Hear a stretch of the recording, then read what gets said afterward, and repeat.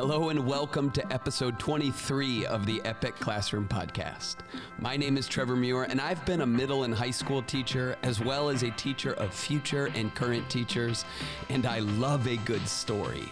And I love to explore ways to help students live out great stories and for their educators to thrive in their own. And that's what we talk about in this podcast. Whatever you teach or however you serve in schools, how can you lead a more impactful, dynamic, meaningful, and epic classroom?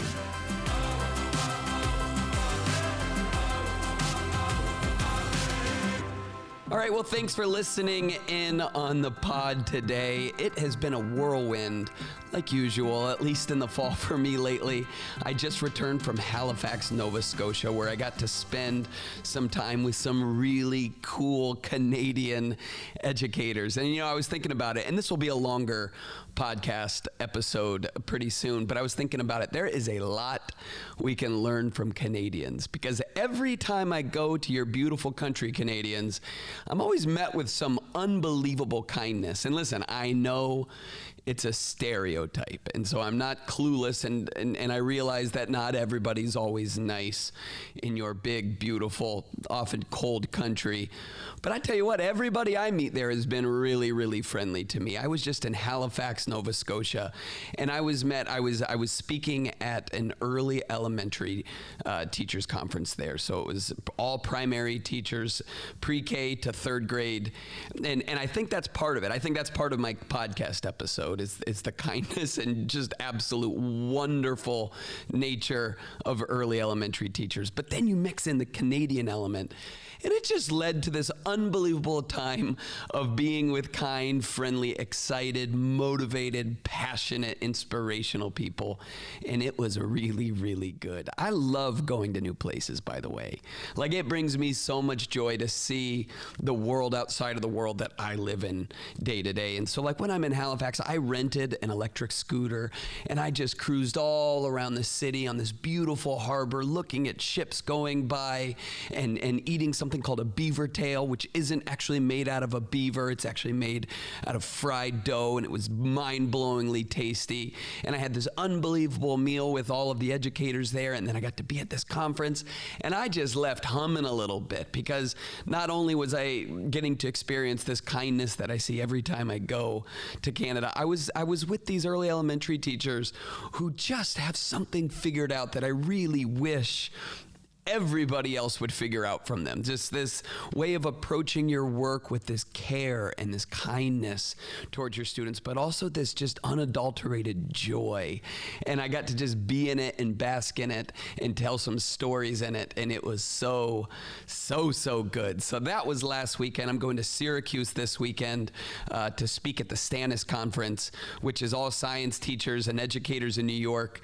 And I cannot wait to be with them too. But there's just something so fun about going to new places, and I love it, because I feel like every time I go somewhere different, I'm learning new ideas. I'm learning new ways to approach the work of an educator, and I just get to take it back with me and apply it to my own life and get to share it with others, and I couldn't love it more. As a secondary teacher by trade, starting with middle school and then teaching most of my career in high school, there's a lot of things that secondary teachers do really well.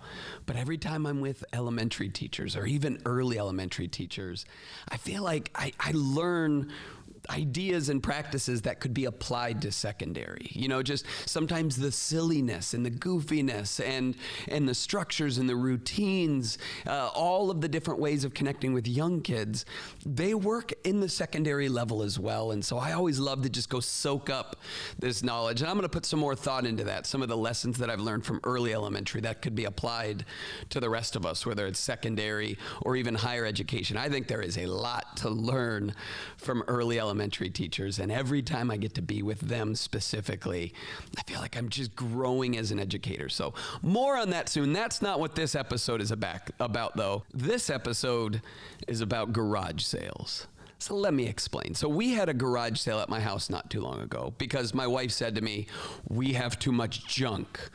But then when I went out on the driveway to see what she had out there for sale at the garage sale, I was absolutely shocked. I was like, honey, This isn't junk.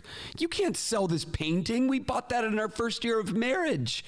We can't sell the crib. Our babies lived in that thing. It's special. It was made of wood and it was really expensive, but it's also special. You can't sell my wakeboard.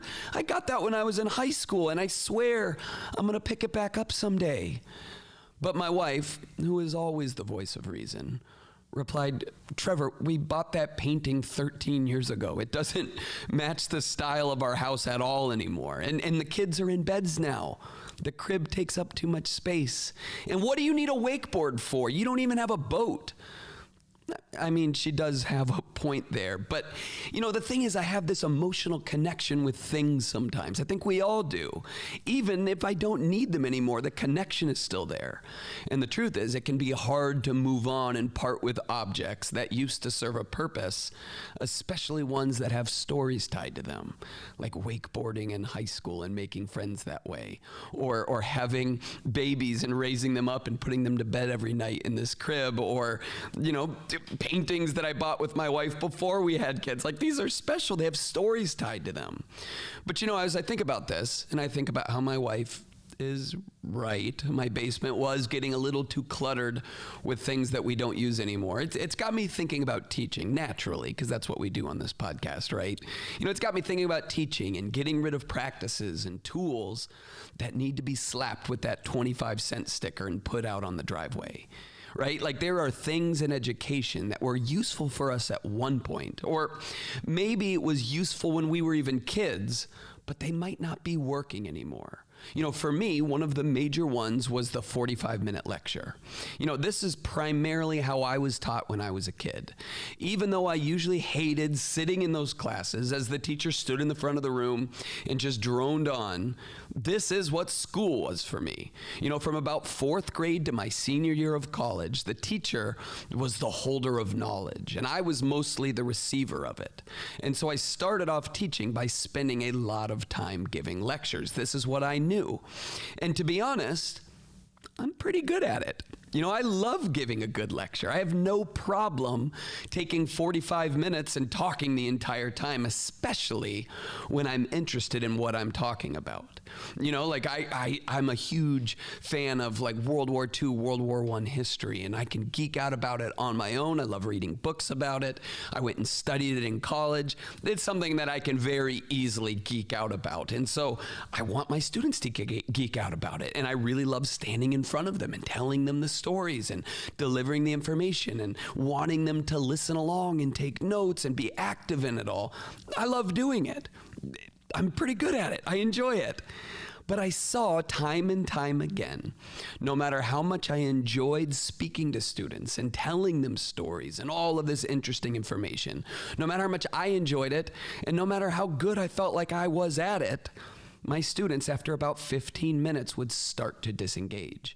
It's nearly impossible to captivate students for long lectures, and so it becomes this waste of time. In fact, there's research that shows that when students sit doing nothing but one type of task for more than 15 minutes, their brains begin to shut off. Long lectures just don't work, and I would see it with my own eyes. So even though I had a history with an emotional connection to giving long lectures, I had to get rid of them at the garage sale. The data was showing that students were not learning as much as I thought they would. And just the reaction in class and the way their heads would nod, or they would disengage, or all of a sudden they'd start looking under their desks and smile, which of course means there's a cell phone under there. That was all evidence to me that it doesn't matter if you have this connection to it. It doesn't matter if this is how you were taught. It's not working for your students. 45 minutes is too long to speak without your students having their brain shift and focus on something else. And so I had to find better alternatives to this ineffective teaching practice. For me, at least with this 45-minute structure, or a structure of a lecture, this meant shortening direct instruction to make it more effective. Learning they need to be concise and only reserved for certain material. Lectures are for big ideas, or maybe they're better for small groups where it's more interactive, but they also cannot be that long. They need to be shorter. But so I had to adjust what my lectures look like, but it also meant replacing the 45-minute lecture with other things that were more effective. And this meant doing more collaboration and discussion-based learning and projects and more student ownership, less Trevor the teacher ownership of the learning and more students owning the learning. And you know what happened? Students started learning and engaging more. By getting rid of an ineffective practice, I was creating space for ones that actually worked. So right now, I want to challenge you to think about what is it in your teaching practice that needs a garage sale. Maybe you're grading too much because you've always been told to grade everything that students submit, but it's starting to burn you out. You can't deal with the piles of papers on the weekend anymore. And you also have a sneaking suspicion that grading everything isn't actually helping anyone. And so maybe it's time to garage sale that practice and be more selective of what you grade. Maybe there's a lesson or activity that just isn't working like it used to. And you've known this for a while now. And maybe it's time to retire that lesson. Maybe you've set your room up in a certain way for a long time, but the arrangement is starting to create problems. Maybe having students just oriented towards you and they're all sitting in rows, maybe that's not lending to really good collaboration. Or maybe you've only had your students in groups and it's becoming way too social and it's time to create some different arrangements. And we have to pull that Band-Aid and say, you know what? Maybe this works in some instances, maybe it's not working at all.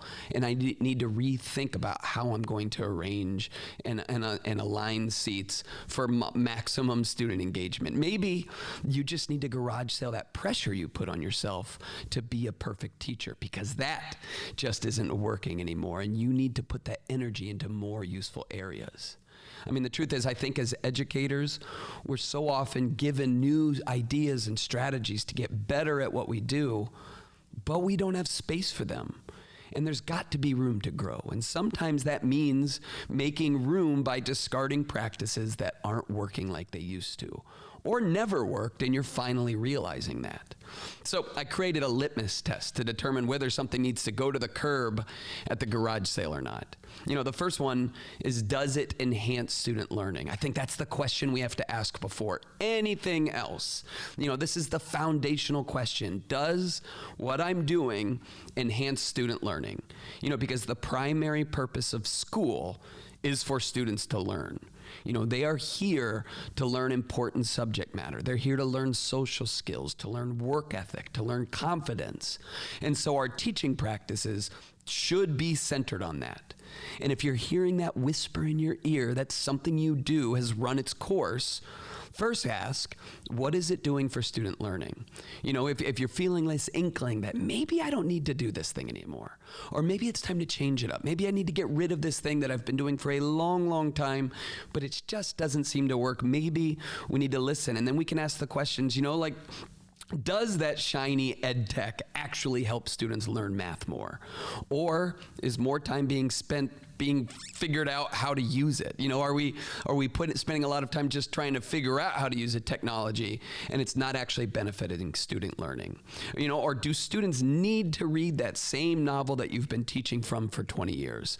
Especially when you know that fresher books that students might actually be excited to read can teach the same themes and concepts. Do I need to keep doing things that way?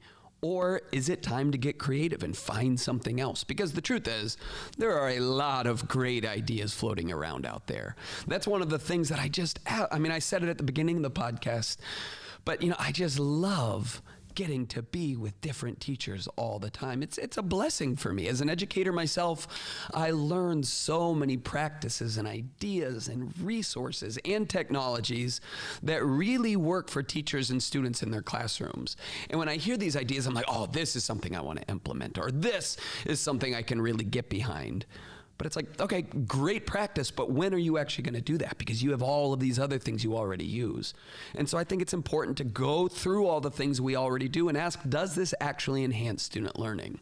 Because the truth is, sometimes when you go through the different things that you do, when you kind of explore your pedagogy and all of your practices and the resources and material you cover, it's sometimes easy to figure out what is not actually working and what actually needs to go. So that's number one. Does it enhance student learning? The other item on the litmus test is, do I actually have capacity for it anymore? You know, for several years, I had my students interview, and I've told you about this before, so I'll keep it brief.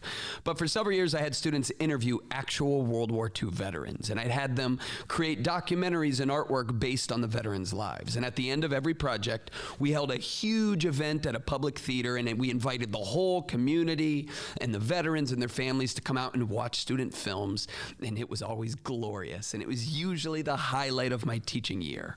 But then one year, when I was about to start that project, my wife gave birth to our daughter, our youngest.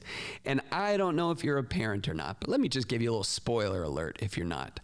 It is very tiring to raise a newborn baby, especially when you have another toddler at home. And so that year, as I was planning for the World War II project, we had a newborn at home. And this year, I just couldn't muster the energy to lead this massive school event while rocking my baby girl half the night.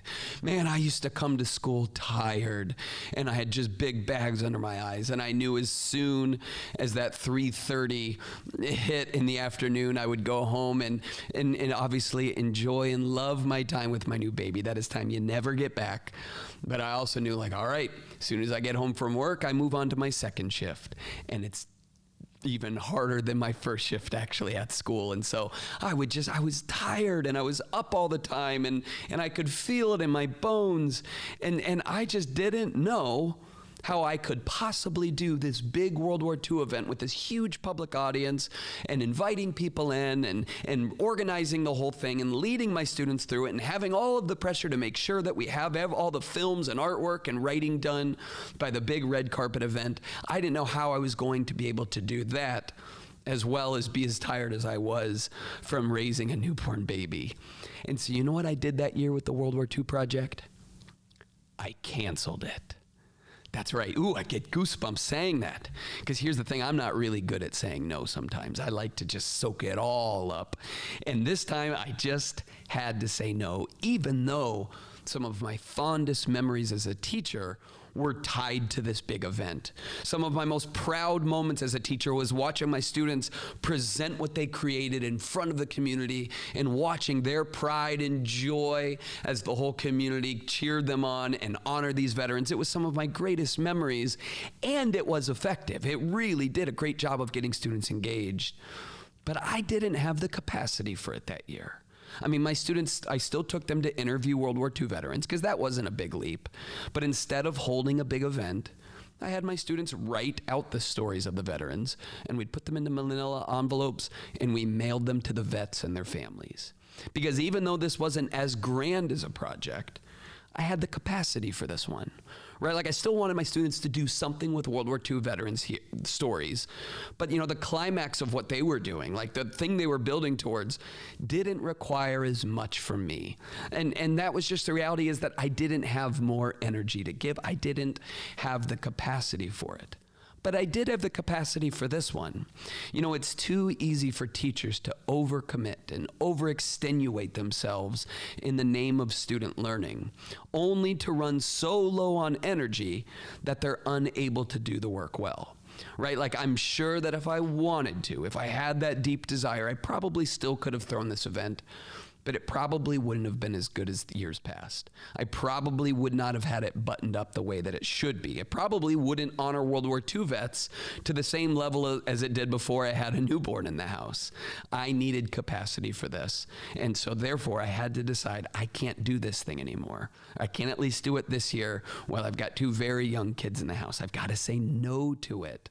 And so I had to take it out to the garage sale. And it wasn't easy to do because, again, I know how good it was, but it wouldn't be good if I didn't have the energy for it. And I would have trouble as a teacher to find joy in the work, joy in the process that month of teaching World War II and teaching writing while simultaneously putting this whole thing together. I would have trouble finding joy in all of that because I was giving all of my energy to my little girl, and the time that I did have at school, I wanted to put that energy into the things that I could really control and do well. And so I had to say no to it.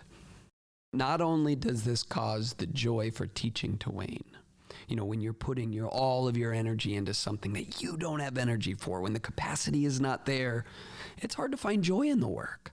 but it also can cause the joy and the learning experience for students to wane as well. You know, if you are not able to put your passion and energy behind what you're teaching, how can we expect students to be passionate and energetic about it as well? And so we have to conserve our capacity.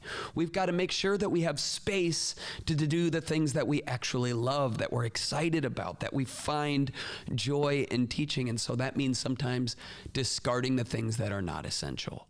And again, that is not easy to do, and we're not just doing it because it doesn't have value anymore.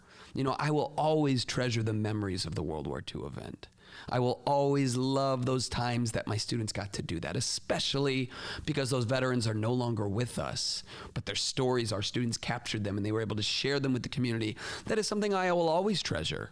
But the truth is, I would not have been able to do it well when I did it if I didn't have the capacity and space for it. And so when I lost that capacity and space, I had to be able to make the decision to not do this thing that I love, because I would rather preserve my own energy so that I can give it to students the things that are more essential in that moment in time. And that's what we have to do. Sometimes we got to take things to the garage sale. So I would just encourage you right now to think about, what is that lesson that just doesn't seem to be working anymore? Or what is that piece of the curriculum that never seems to drive the point in with students and it feels a little fluffy? What is the practice that you take part in? Maybe you're grading too much. Maybe you're expecting too much from students too early on in a unit and we need to scaffold more and build things up. What is, maybe there's a project that you're doing that just never seems to get the engagement that you originally thought it would when you designed it. And maybe your students aren't joyful about it, and maybe you're not finding a whole lot of joy. Guess what? It's okay to sell it. It's okay to put a price tag on it and put it out at the curb. It's okay at times to say, you know what? This served its purpose at one point, and now I'm able to move on to something else. Or maybe this worked for me 20 years ago, but it's not working for my students. And so you need to be able to have the permission to say, this is no longer essential in my classroom, and it's not bringing me joy, and it's not bringing students deeper learning. And so maybe it's time to get rid of it. And that is completely okay to do, even when it's not necessarily easy to do. Like giving away your beloved wakeboard, which, by the way, we got rid of it, but I'm going to buy another one someday when we rent a boat or something, and I am going to love it again then. But until then, I've got a little bit more space in my basement. So thanks for listening today, friends. It is so good to get to share stories and ideas with you. And I appreciate you joining me on this journey. So if you are in New York and you're going to the Stannis Conference, please come up and say hi. I would love to meet you. And if you just know me from the internet, I'm excited to see you there too. Please engage and say hi. I'd love to say hi back. And I'd love to find out when people are actually listening to the podcast. So let me know if you've been listening to this. And you know what? If you're feeling so inclined, feel free to share something that you have taken to the garage sale recently, or that maybe after listening to this and you've thought about it, maybe you're going to take to the garage sale. I would love to know what you're discarding. So anyway, thanks for listening to the Epic Classroom Podcast. My name is Trevor Muir, and thanks for all of the good work you do in students' lives to make learning epic. I'll see you next time.